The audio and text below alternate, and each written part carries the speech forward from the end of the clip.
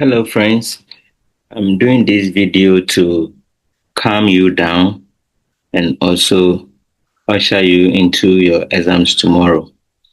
Exams is not to the wisest, but the most strategic. So use strategy in these exams, as I told you in class.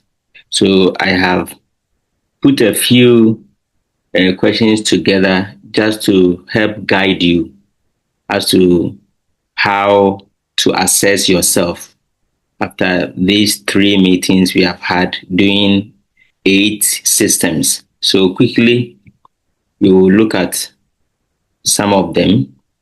So this is a disclaimer. This is a guide to help you appreciate your understanding of the didactic lectures we have had so far and how to evaluate yourself and also have an idea of what I expect from you at the end. It is not in any way suggesting the questions will appear in your final exams. So that is a caution. This is just to help you. So for instance, a question like, all these are major functions of the salivary glands except, so emphasis on major, it has been bolded and capitalized. So which of these will be the least functions? So is it lubrication, protection, digestion, or swallowing? Obviously, lubrication is a key factor.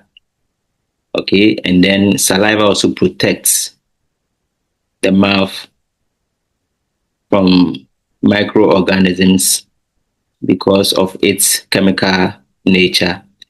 It also helps in digestion. Obviously, swallowing might be the odd one out here because you can still swallow without saliva, even though lubrication by saliva helps in the swallowing, but you can still swallow without saliva. You can drink water, and when you drink water, you don't drink it with saliva lubricating it before you swallow. Okay, and there are other, solid stuff that can still be swallowed with little lubrication. Okay, so out of the four, the least major function will be swallowing.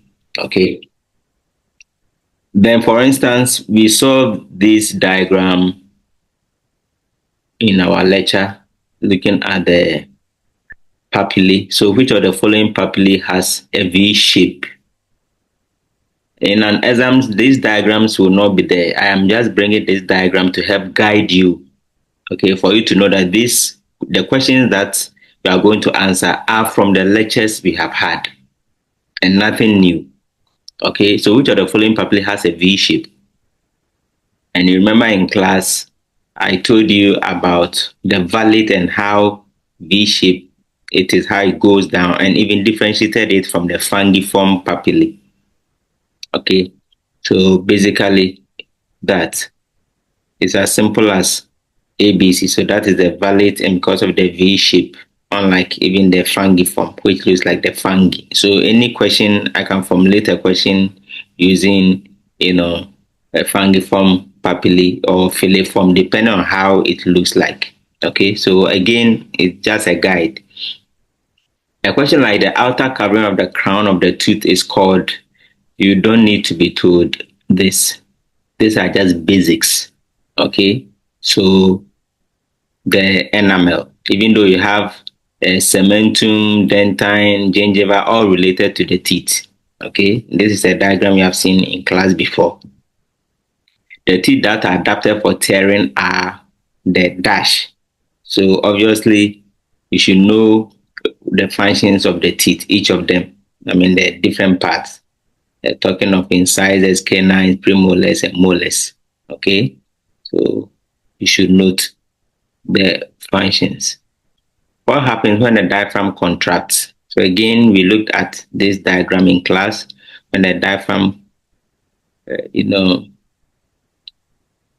contracts, it's going to move, air inside because the volume of the rib cage or the thoracic cavity will be wider, okay, and then also more voluminous.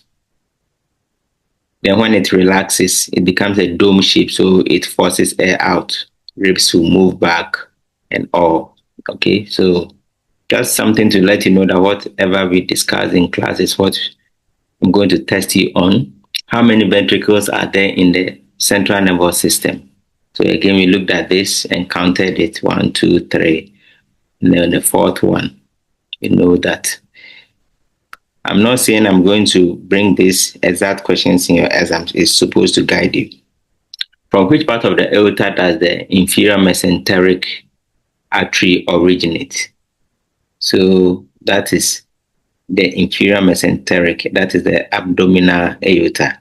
Okay, it's branching from it. And obviously, you should know the structures that each of these vessels also um, supply. The alveoli are drained by what vessels? So this is the alveoli. Pulmonary arteries are bringing blood. Pulmonary veins are taking blood away. In other words, pulmonary veins are draining the blood. So that is simple. This diagram we have seen in class. The celiac artery provides blood to which of the following? So this is the celiac trunk. Therefore, its branches will supply the structures of the foregut. So which of these structures listed here will fall into the foregut? You should know that.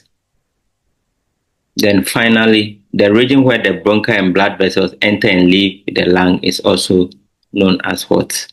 So some people say hilum, okay, or hilus. Okay, so that is it. So basically, these are questions that when you close your eyes and you are not tensed, your memory will serve you right. So this is what I have for you, and I wish you the very best. Thank you.